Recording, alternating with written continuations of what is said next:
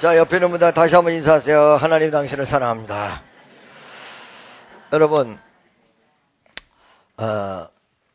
우리가 이 신앙 속에서 열매 맺는다는 것, 그리고 인생 삶이 어떤 마지막에 결론을 낸다는 것, 이런 내용이 굉장히 중요한데, 옛날에 강기파라는 분이 있었는데 이분은 노래를 얼마나 잘했는지 김일성 앞에서 노래를 했던 사람입니다. 70이 넘어서 기도원에 가서 기도를 하는데 옆에서 기도를 잘하는 사람이 그 사람을 위해서 기도를 할 때 자기도 모르는 사이에 이렇게 나왔어요. 실패 인생. 전혀 이 사람의 삶을 몰랐던 기도하는 사람이 옆에서 실패 인생 이 한마디 딱 떨어졌을 때 이 강기파 씨 눈에서부터 눈물이 줄줄줄 흘렀습니다. 저는 알았습니다. 그 사람은 시작은 정말로 화려했던 사람이고 동경의 우에노 음악학교를 나와서 한국 사람 몇 사람 되지 않지요. 그런데 이렇게 화려한 처음의 스타트에 비해서 정말로 인생 실패함으로 돌아간 사람이었습니다. 옆에 기도하는 사람이 딱 하는 말이 실패 인생. 딱 그런. 그랬더니 본인이 그거를 공감을 했는지 막 울기 시작한다. 하루 종일 울어. 70이 넘었을 때 그때 실패 인생. 나는 그분을 65세 만났거든요. 65세에 만났는데 너무 놀랐어요. 왜? 65세인데 45도 안 보여요. 그때 당시. 지금 그분이 살아계시면 지금 90이 훨씬 넘었겠네. 우리 아버지보다도 위였으니까. 여러분 옛날에 통일주체 국민회의 대의원이라고 있죠. 대통령 간접선거의 선거인단. 그걸 했어요. 그거 상당히 괜찮은 사람들이 하는 거란 말이에요. 이렇게 45세도 안 보이는 젊음을 가지고 65세에도 암사동 쪽에 집이 큰 집. 그게 다 날렸어. 다 거지가 됐어요. 그리고는 천주교 다니던 사람이 저를 따라서 교회에 나온 다음에 기도원에 들어가서 오갈 데가 없는 처지에 한마디도 표현하지 않았는데 기도 딱 해본 옆에 여인이 실패의 인생. 왜 그가 실패의 인생일까? 봤더니 70년 평생에 인생에서 남은 게 없어. 여러분 이분은 이북에서 결혼을 하고 내려왔습니다. 그래서 한국에서 결혼 한 번 했는데 그 여인과 아들이 연탄가스로 세상을 떠났습니다.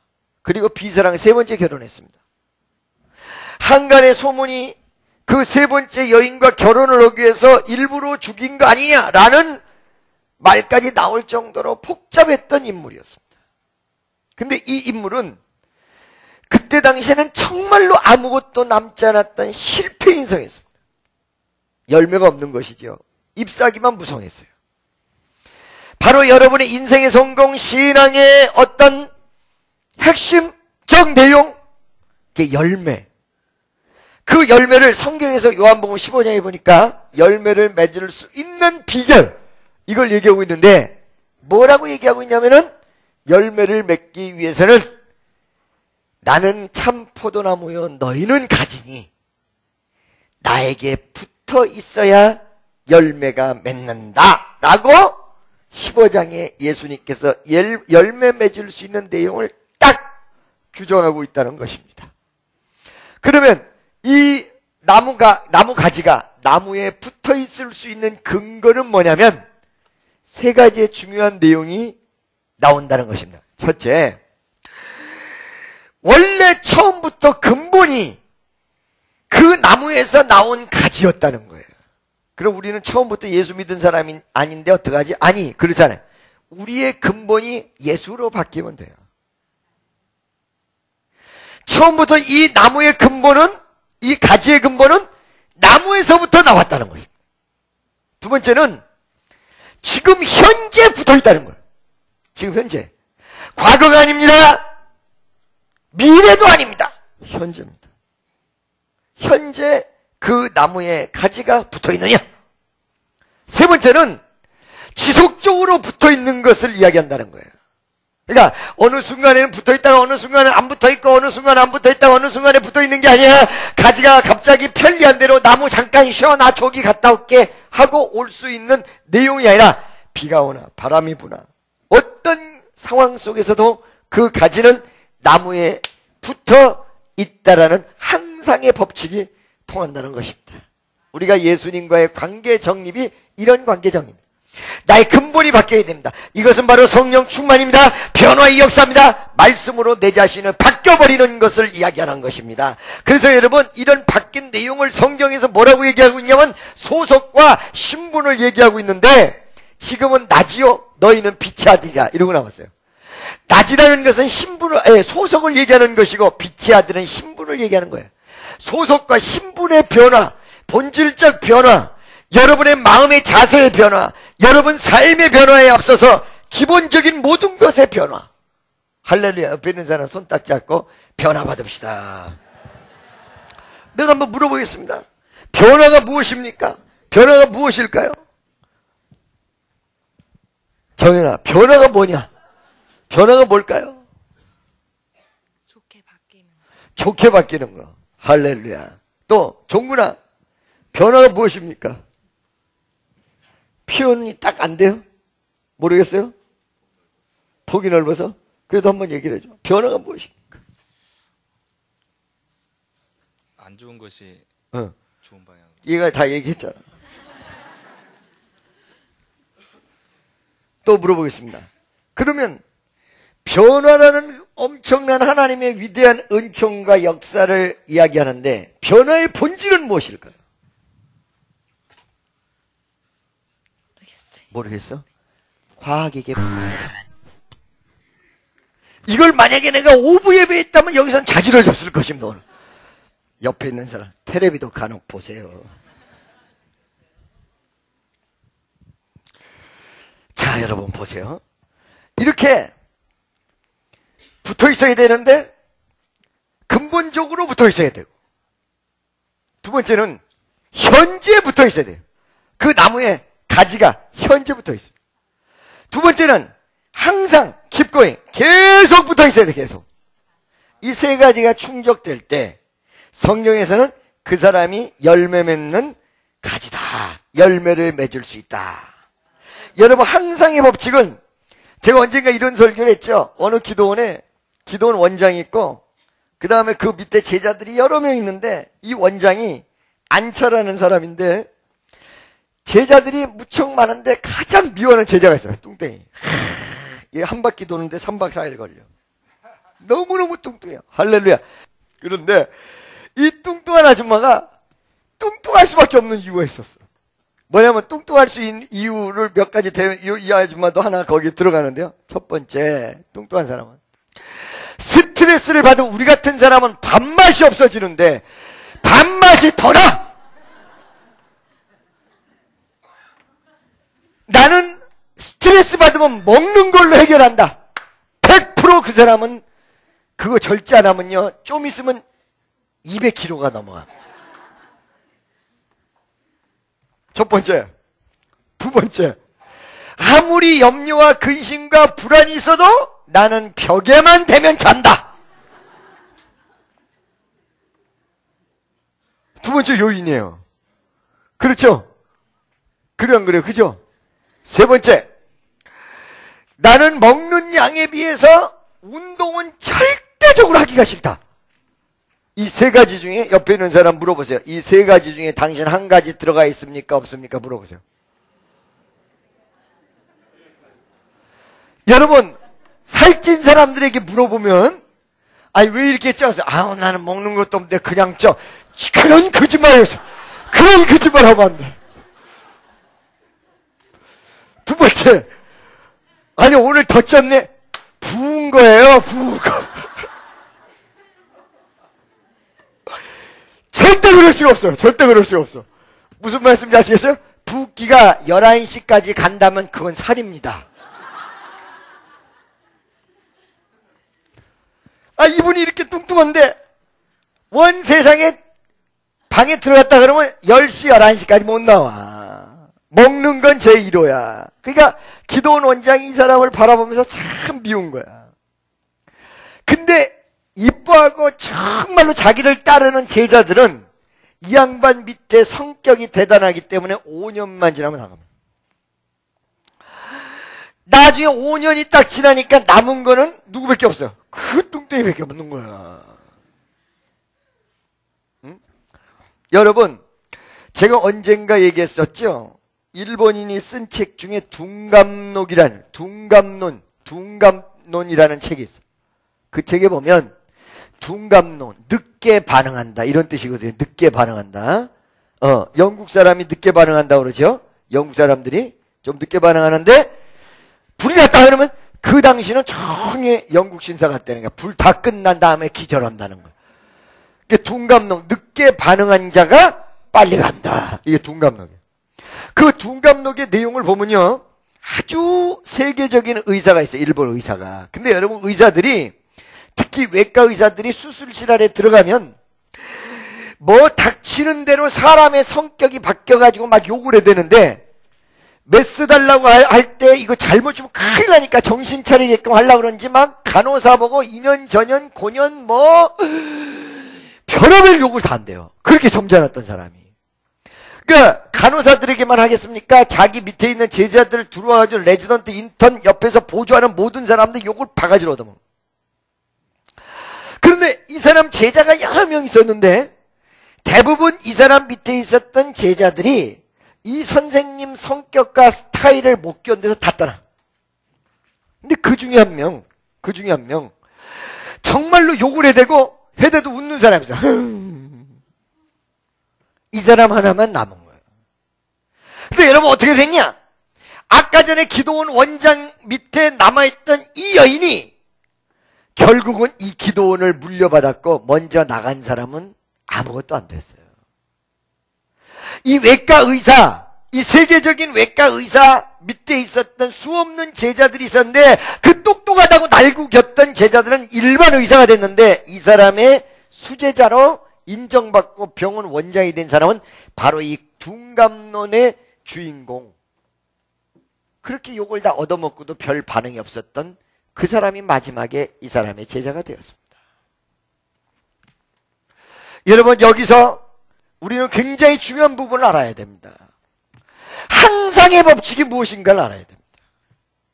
항상이라는 것은 비가 오나 바람이 부나 어떤 모습 속에 그 자리에 그 모습은 하나님과의 관계 정립이 제대로 된 상태에서 있는 것이라는 것입니다. 바로 그들이 열매를 맺게끔 되어져 있다는 것입니다. 여러분, 디메오의 아들 바디메오를 성경에서 여러 각도로 얘기하고 있습니다. 근데 성경에서 여러 각도로 얘기하고 있는데 왜 어째서 이 소경에게 디메오의 아들 바디메오에게 포커스를 맞추고 있었을까요? 성경이 그를 기록했을까요? 여러분, 성경상에 병 고침받은 사람이 굉장히 많고요. 믿음이 월등한 사람들이 많은데 성경상에 나타나 있는 사람은 예수님이 고친 사람 중에서 일부분에 지나지 않을 것입니다. 그러면 그 일부분 속에 속하는 사람들이 어떻게 속했을 것인가? 우리에게 던져주는 교훈, 신앙적 교훈이 강한 사람들을 뽑았을 것이에요. 믿습니까? 소경이 눈 떴다! 많아! 여기도 있고 저기도 있고 여기도 있고 저기도 있어요. 근데 디메오의 아들 바디메오를 성경이 많은 내용 속에 지적하고 있는 내용은 이 바디메오의 신앙이라는 거예요. 그 신앙이 뭐였냐면 세 가지로 나누죠. 첫 번째, 예수 다윗의 아들을 기다렸다. 단순히 예수를 기다린 것이 아니라 다윗의 아들 예수. 많은 사운드를 듣고 많은 내용을 접했어요. 예수가 이 길을 지나가신다. 예수가 병든 자를 일으켰다. 예수가 어땠다. 많은 내용을 들었을 것입니다. 그런데 그 많은 내용을 들은 사람들 가운데서는 예수님을 선생님 이렇게 부른 사람이 있어요. 이 사람은 많은 내용을 들었지만 그 머릿속에 각인된 예수는 선생님이었어. 선생님. 여러분, 선생님 뭐예요? 앞선 자, 날생자에서 먼저 나온 사람. 먼저 나온 사람? 그 선생님. 나를 가리키는 사람? 저 존칭어로 요즘 쓰여지는데. 선생님, 예수를 선생님. 먼저 나왔다는 개념은 나보다 먼저 알고 있다라는 지식인들을 향해서 얘기하는 말이죠. 그래서 나를 가리킨 사람을 선생님 이렇게 부르는 거거든요. 예수님에게 선생님. 예수님이 제자들을 향하여 많은 사람들이 누구라고 하더냐 나를 누구라고 하니? 그랬더니 어떤 사람이 엘리야여. 왜? 성경에 예수가 오시기 이전에, 메시아가 오기 전에 엘리야가 먼저 온다고 그랬거든요. 성경상에. 엘리야여, 이 말은 무슨 말이냐면 예수님이 메시아가 아니라 또 다른 메시아를 위해서 온 세례 요한 같은 정도, 이렇게 본 거예요. 무슨 소리인지 아시겠죠? 예수님은 그 정도로 본 거예요. 어떤 제자가 예레미야요. 예수님 막 성이 바뀌는 순간입니다. 이사야는 엘리야는 성이 엘시고, 그 다음에 예레미야는 예시, 엘시에서 예시로 바뀌는 순간. 예레미야요. 예레미야는 왜 그래요? 이스라엘을 책망하고 어떤 하나님 앞에 회개할 것을 촉구하고 이런 선지자예요.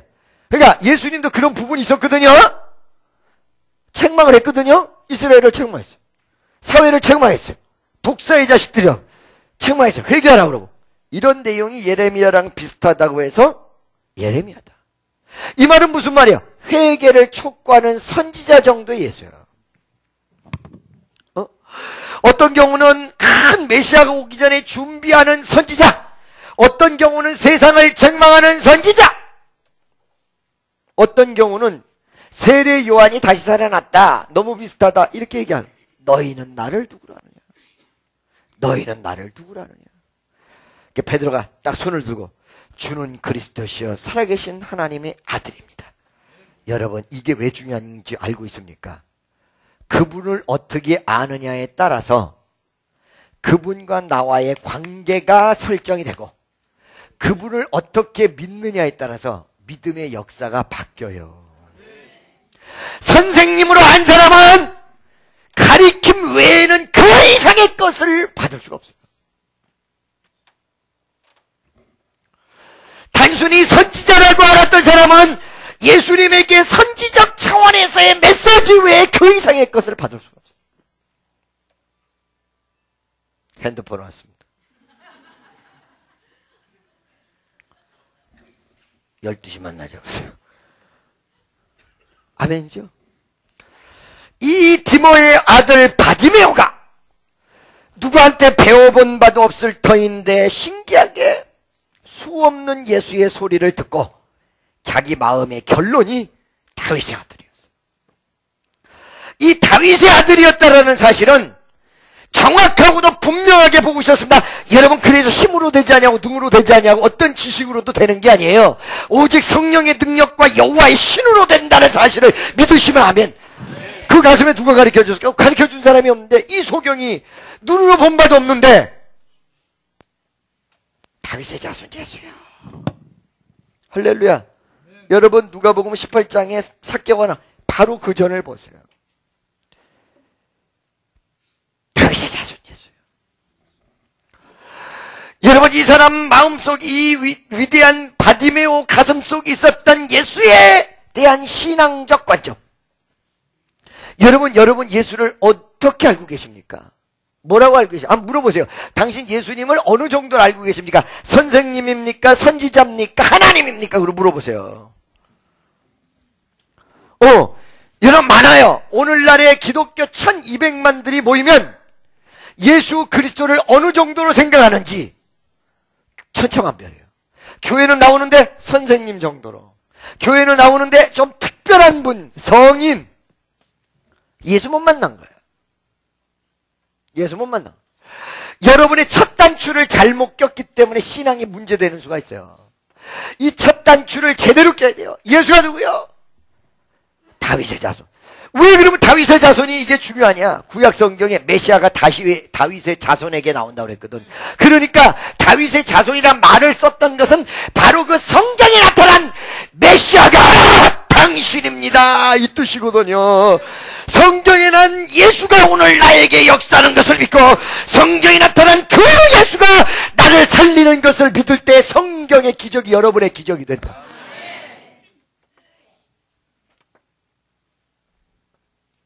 아멘이죠. 할렐루야. 이 첫 번째 내용이에요. 두 번째 내용은 이제 방금 전에 그 신앙을 가졌는데 정확한 신앙 가졌어요. 장님이라도. 바리새인은 수준이 높은 사람이라도 부정확한 모습을 가졌어요. 그러니까 수준에 의해서 결정되는 게 아니에요. 거저서 이 사람 아무것도 없었어요. I have nothing. 나는 아무것도 없다요. 근데 이 사람이 예수를 정확히 알았어요. 그 다음에 두 번째, 어떤 방해가 있어도 그 자리에 있었어요. 계속 예수를 불렀어요. 소리 지르기 시작했어요. 그 예수를 부르는 내용이에요. 소리 질렀다는 것은 정확하게 들리도록 하기 위해서였습니다. 이 사람의 간절함의 발로였습니다. 그리고 이 사람이 무언가 그분에게 말할 수 있는 내용이 있다는 내용입니다. 이것을 계속 불렀습니다. 방해가 있어도 그만하라고 옆에서 난리치는데 계속 그 자리에 있었습니다. 굉장히 중요한 내용. 이 두 번째예요. 여러분 신앙이 1년 전이나 1월 1일 날이나 지금이나 그대로냐예요.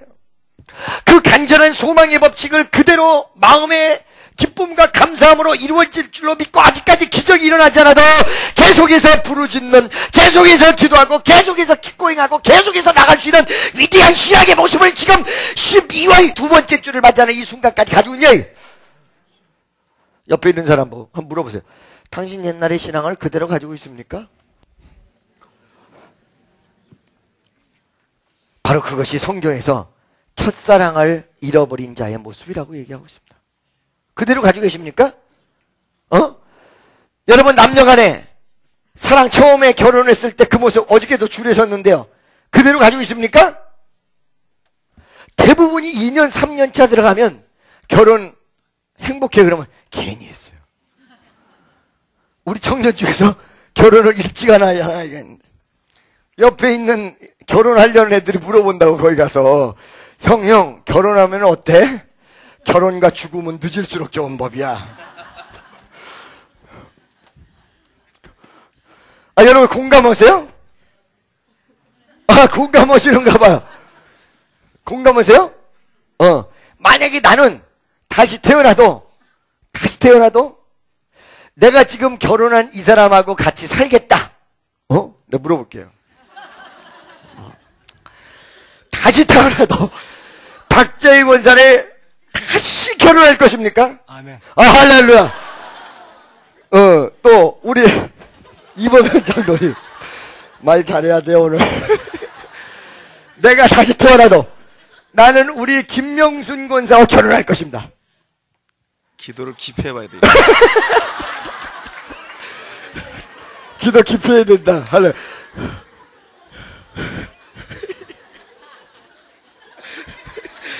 송장로님, 나는 다시 태어나도 우리 김순인 권사와 결혼하겠다. 아멘. 할렐루야. 이승일 장로님은 나는 다시 태어나도 강종숙 권사랑 결혼하겠다. 주님의 뜻에 다 따르겠습니다. 할렐루야. 그래도 남자들은요 상당히 접근을 많이 하죠. 남자들은 접근을 많이 해요. 가만히 있어봐. 이 지금 권사들이 맨 뒤쪽에 있어가지고 물어볼 길이 없어. 김명순 권사 어디 있습니까? 거기 있습니까? 왜 고개를 숙이고 계세요? 나 좀 봐봐. 나 좀 봐요. 나는 다시 태어나도 우리 이범현 장로님과 결혼하겠습니다. 맞습니까? 틀립니까? 아멘. 주님 앞에서 아주 정확한 얘기를 했습니까? 왜 대답한다면 괴로워서 아주 심.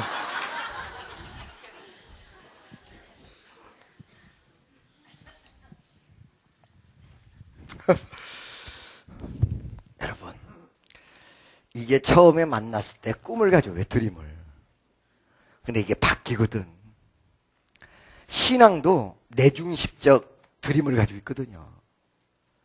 사실 이게 객관성이 있어야 되는 내중심이거든요.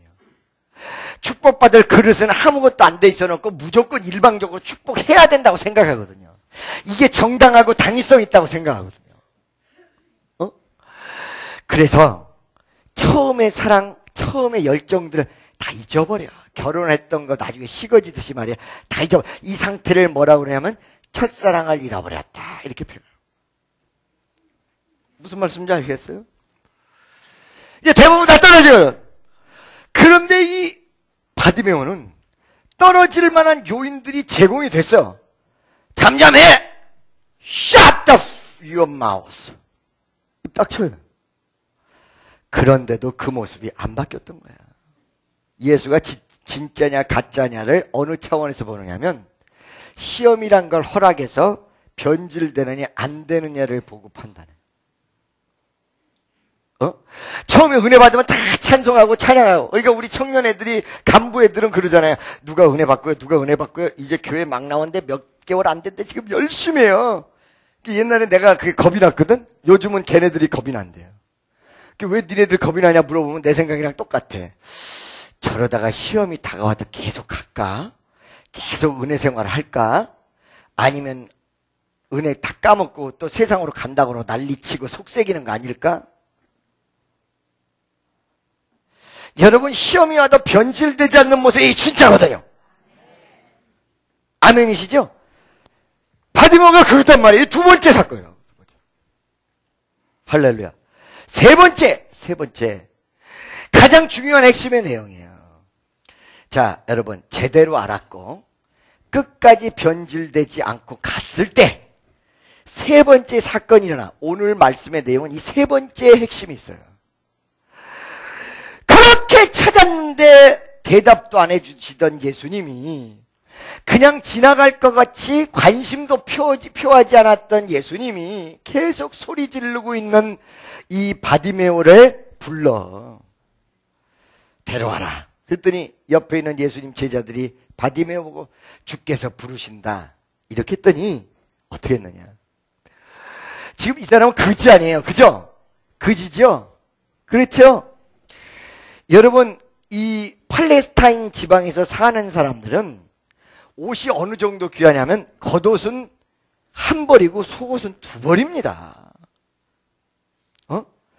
겉옷은 딱 한 벌뿐이 없어요. 속옷은 갈아입어야 될 테니까 두 벌이에요. 그리고 이 겉옷은요 여러 가지로 쓰여요. 어떻게 쓰냐면 칭칭 감고 있다가 저녁이 되면 그거 피고 자.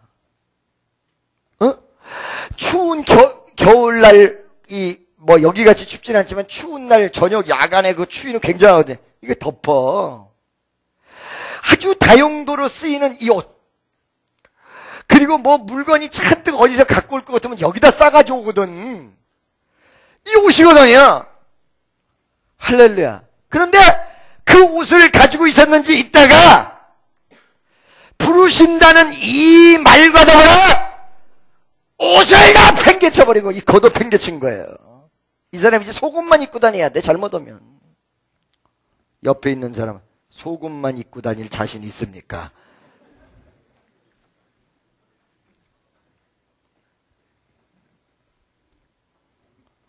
이 옷 다 팽개쳐거든.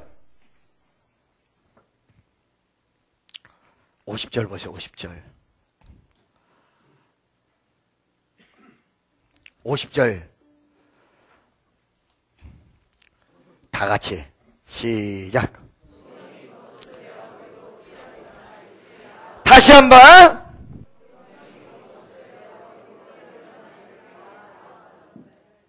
소경이 겉옷을 내어버리고 뛰어일어나 예수께 나오거든. 잘 보세요. 이 사람이 지금 예수를 부르는 모습이 계속되지 않았고 예수를 제대로 알지 않았으면 이 반응이 나올 수가 없어요. 네? 아니 또 나 안 부른다더니 왜 또 부르는 거야? 참내 나 안 갈래 이러든지 아니면 그래? 그럼 아까 열정이 있었는데 지금은 없어졌어 이렇게 얘기하든지 아니면 같이 이제 밀당하는 거야. 오늘 지금은 내가 튕길래. 근데 예수가 부르시다 예 말과 동시에 겉옷다 내버려두거든.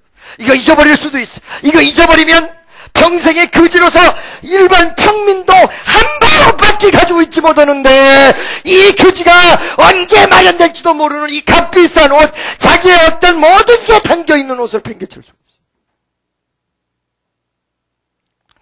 부르신다는 이 한마디를 듣고 자기가 가지고 있던 옷, 아마 여기다가 구걸을 해서 돈을 잡았을란지 모릅니다. 먹을 거를 여기다 싸가지고 다녔을란지도 모릅니다. 자기의 어떤 전 일생에 최고의 재산을 내버려뒀을란지 모릅니다.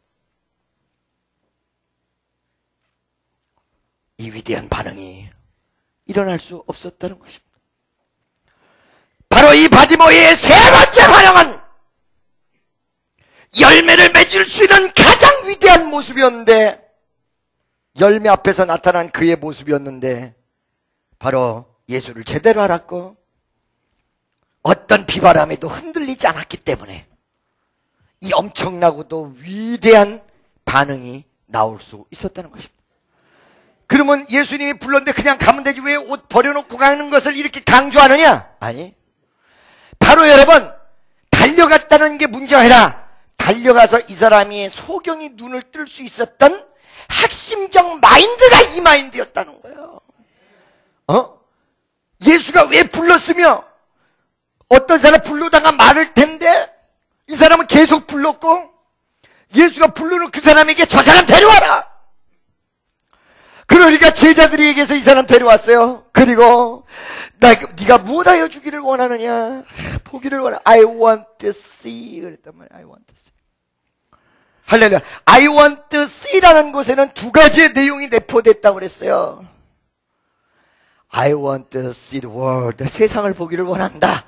이 뜻과 I want to see your face.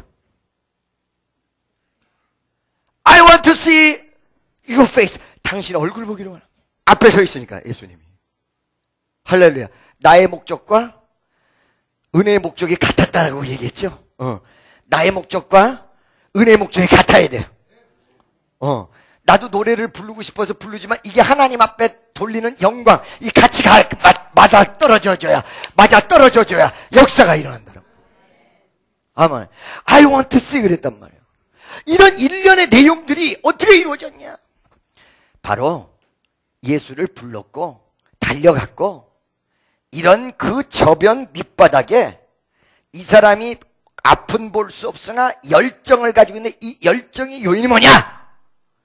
예수가 부르기만 하면 내 옷을 다 펼쳐지고 나의 기득권을 다 던지고 나의 모든 걸 다 던지고 가겠습니다. 이게 바로 이 사람의 기본적인 마인드의 내용이었다는 거예요. 목사님, 왜 저 사람은 기도 많이 했는데 응답되고 나도 똑같이 기도했는데 응답이 안 됩니까? 이 마인드의 문제라는 거예요. 나는 어째서 주의를 지켰고 나도 내 딴에는 예수를 잘 믿었다고 했는데 왜 나에게는 역사가 일어나지 않습니까? 바로 이 열정적 문제가 있을 수 있다는 거예요. 여러분, 제가 언젠가 얘기했습니다. 아가서에 보면 창살 틈으로 들여다보는 사랑이다.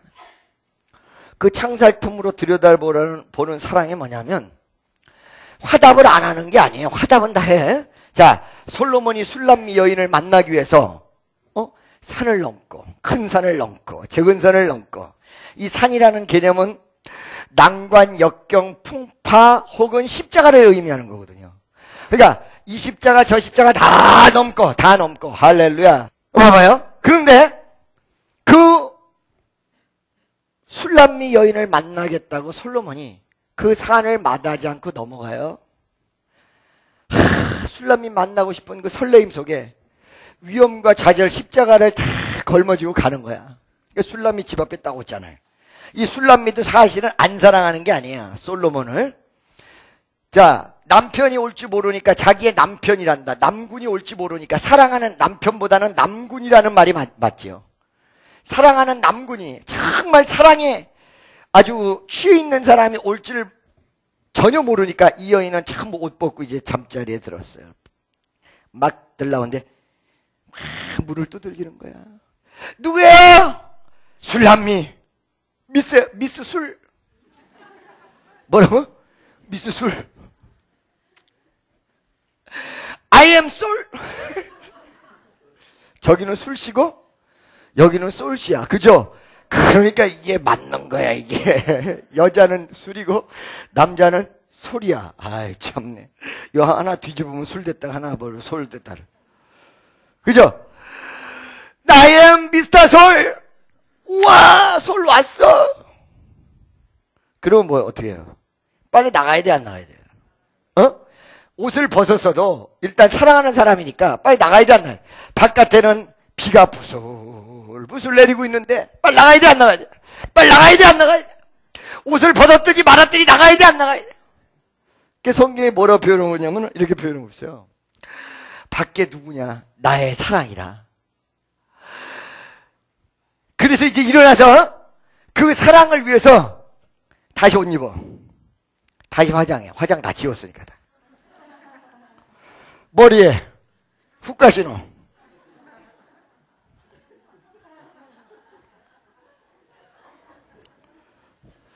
브러쉬로 다 빗어. 박근혜 머리 만들어.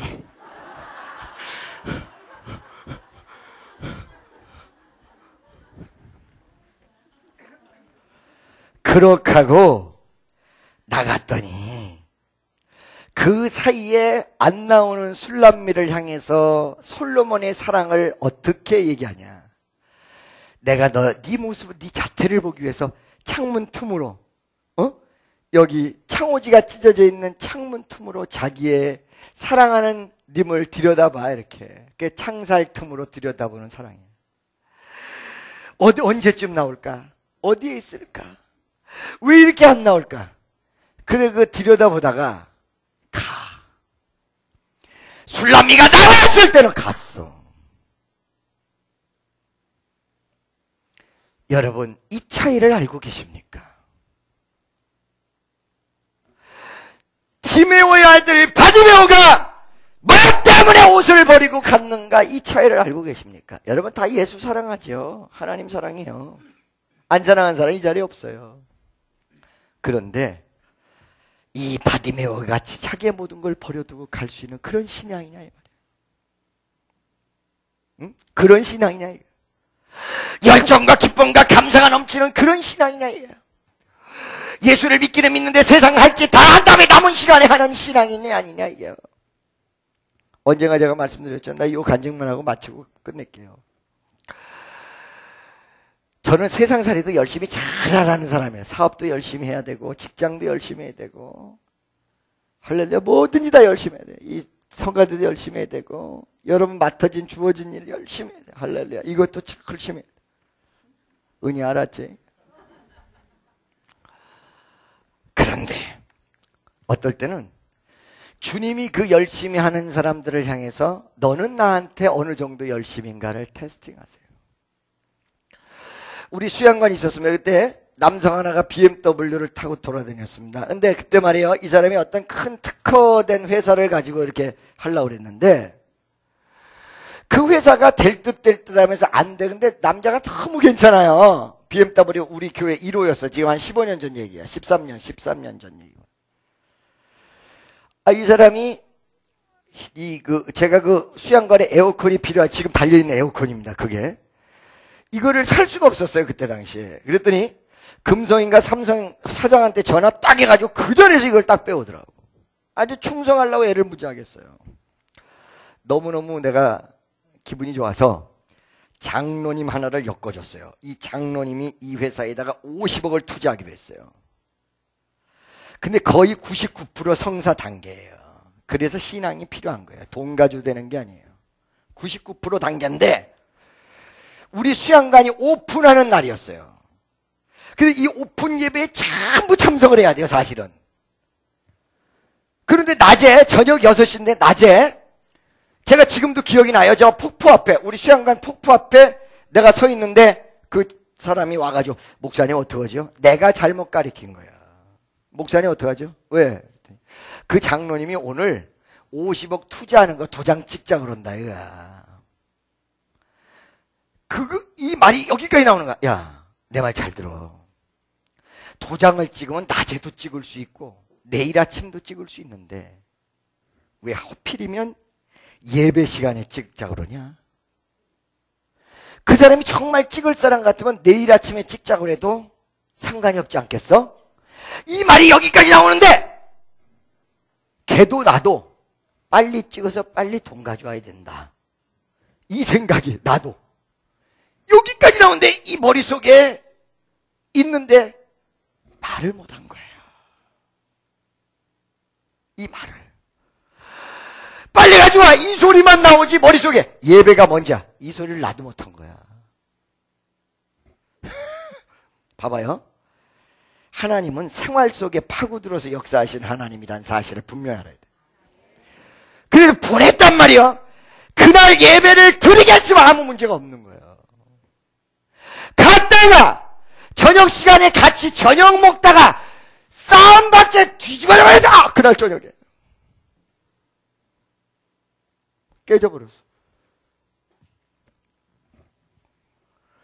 여러분, 그 시간에 만약 그가 가지 않았더라면 어떻게 됐을까요? 어떻게 됐을까요? 하나 더 간증하고 끝낼게요. 이제는 얘기할 수 있어. 할렐루야. 뭐라고요? 이제는 얘기할 수 있어. 우리 교회에 이 주목색이 있던 아이인데 일반 애가 아니라 좀 젠틀한 애야. 주목색이 있어요. 아주 몸도 미끈하게 빠졌어요. 이 아이가 와서 은혜를 받았단 말이에요. 근데 여러분, 은혜를 받으면 반드시 시험이 따라붙는다고 그랬죠. 옆에 있는 아이가 증권 뭐 이렇게 하고 복잡하게 했던 녀석이 하나 있는데 이 녀석이 얘랑 사업하자고 살살살 달갠 거야. 그래가지고 그 사업만 하겠다고 간 거야. 사업을 했으면 교회는 나와야 되는데 둘 다 안 나와. 몇 번을 전화를 했어요. 몇 번을. 야, 너 이제 은혜 받은 애가 그렇게 하면 안 된다. 은혜 제대로 받아야 된다. 했단 말이에요. 했는데 어느 날 1월 1일 날 그래도 저를 보고 싶어해. 저를 좋아하기는 또 무척 좋아. 교회는 안 나오는데. 이 둘 다 그래. 멀리서 있으면요. 몇 년 만에 만난 친구 보듯이 그 앉아있는 폼이 이래요. 아니, 이렇게 반가울 거면 좀 매일 나오면 어디 가서 몇 년 만에 1월 1일 날 나왔는데 멀리서 보면서 이러고 웃는. 근데 1월 1일 날 말씀을 주는데 어떤 말씀을 줬냐면 저도 모르지 아주 큰 일을 당한다라는 말씀이 나온 거예요. 여러분, 그 우연의 일치든 뭐든 간에 기분이 안 좋을 거 아니에요. 그래 안 그래요? 그래 나한테 물었어. 목사님 어떻게 하면 좋지? 지금 잘 나가고 있는데 왜 이런 말씀을 주세요? 아니, 나도 모르지. 나도 몰라. 그냥 주는 거기 때문에 나도 모르는 거지. 아니, 근데 야, 미안하다. 자오가 나를 통해서 줬는데 그래서 미안하다. 근데 너 정신 차려야 되겠다. 이렇게 얘기하니까 얘가 기분 나빠서 갔거든? 2달 만에 다시 왔어. 교통사고가 나서 반짝살 나버린 거예요. 그러니까 그 말씀 준 게 맞았다 싶어서 그랬는지 와서 저 뒤에서 기도를 받아요. 근데 여러분, 우리가 영감이란 게 있잖아요. 기도를 하는데 야, 너는 그게 맞든 틀리든 간에 내가 기도를 하니까 마음에 빨리 교회 안 나오면 큰일 나겠다. 큰일 나겠다. 정신 차려. 목사 입장이니까 한 사람이라도 더 교회 끌어들이려고 한다고 생각하시면 오산이야. 네가 신앙이 없어도 교회 나오면 좋은 말이라도 들어서 좋은 거야. 나와라. 그랬더니 안 나오고 말았어. 그리고 그거는 그 아이가 그렇게 하고 한참 있다가 비보가 날라왔어요. 죽었어요. 베트남에서. 오늘 내가 이제 처음으로 밝힐게요. 그런데 나는 교회 안 나갔기 때문에 죽었습니다. 그리고 죽었다고 그랬죠, 제가. 그랬죠? 그 얘기 말씀드렸죠? 얘기해 드릴게요. 왜 교회에 나왔으면 살았느냐? 걔가 결혼을 며칠 앞두고 베트남에 가서 8층에서 몸을 날려 자살해버린 거예요. 알겠습니까? 이 말 명심하세요. 물론 만세전에 택한 사람, 택하지 않은 사람이 있어요. 은혜 생활이 지속이 됐다면, 그러니까 걔를 끌고 나간 아이가 울며 불며 이러면서 나온 거야. 지가 죽였다. 우리 교회 같은 특성이 강한 교회는 적어도 자살할 살기 일보 직전에는 하나님의 역사가 지옥 간다라는 생각 속에 수없는 사람이 자살하려다가 못했거든.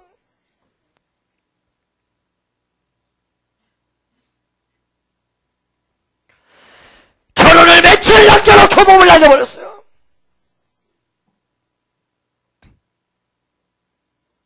친한 여러분, 마음가짐이 왜 중요한 줄 알고 계세요? 오늘 이 주일날 같이 나와 있어도 마음가짐이 이 사람은 이런 사람이고 저런 사람이 있습니다. 이것이 여러분 가는 앞길에 엄청나게 갈리워진다는 사실. 여러분 마음 어디 있습니까 지금? 같은 주일날 이 자리에 앉아있는데 여러분 마음을 어디 가지고 있습니까? 여러분 생각을 어디 가지고 있습니까? 여러분 좋은 시험은 어디가 있습니까? 정말로 예수님 부를 때 옷을 집어던지고 오겠습니까? 아니면 옷 걱정, 세상 걱정, 염려, 복잡한 사고 속에서 그 자리에 앉아 있겠습니까? 기도하시겠습니다. 사랑의 하나님, 주님이 물었습니다. Where are you? 너 어디 있느냐? 창세기 4장 10절에 네가 무엇을 하였느냐? 주여, 오늘 이 시간에 우리가 깨달은 바 크게 하시고, 오늘 이 자리에 앉아있다고 다 똑같은 것이 아니라 진실로 주님이 부를 때 내가 어떤 모습으로 달려갈지를 이 자리에서 다시 한번 각성할 수 있는 위대한 아들, 딸들 되게 도와주옵소서. 예수님의 이름으로 기도드리옵나이다. 여러분 전도도 마찬가지고, 여러분 사업도 마찬가지고, 여러분이 옷을 버리고 던져서 달려갈 수 있는 열정과 중심이 무엇인가를 분명히 깨달으시기를 축원합니다.